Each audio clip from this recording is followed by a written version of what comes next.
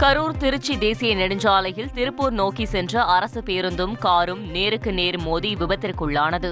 இதில் காரில் கோவிலுக்கு சென்ற கோயம்புத்தூர் மாவட்டம் குனியமுத்தூர் பகுதியைச் சேர்ந்த செல்வராஜ், அவரது மனைவி கலையரசி, மகள் அகல்யா, மகன் அருண் மற்றும் ஓட்டுநர் விஷ்ணு ஆகிய 5 பேரும் உடல் நசுங்கி சம்பவ இடத்திலேயே பலியாகினர். விபத்து நடந்த குளித்தலை பகுதியில் கரூர் எஸ்பி பெரோஸ்கான் அப்துல்லா, டிஎஸ்பி செந்தில்குமார் ஆகியோர் ஆய்வு செய்து விசாரணை மேற்கொண்டனர்.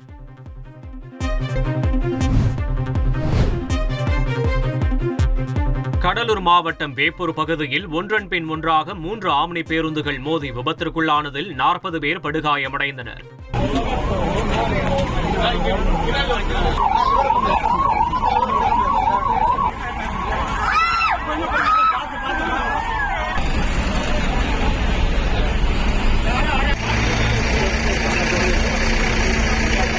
வேப்பூர் காவல் நிலையம் எதிரே சர்வீஸ் சாலையில் சரக்கு லாரி பழுதாகி நின்ற நிலையில் மதுரை நோக்கி வந்த 3 ஆம்னி பேருந்துகள் அடுத்தடுத்து மோதி பயங்கரமான விபத்து ஏற்பட்டது. இந்த விபத்தில் இடிபாடுகளில் சிக்கியவர்களை தீயணைப்புத் துறையினர் மீட்டு அரசு மருத்துவமனைக்கு அனுப்பினர். விபத்து தொடர்பாக வழக்கு பதிவு செய்த போலீசார் விசாரணை நடத்தி வருகின்றனர்.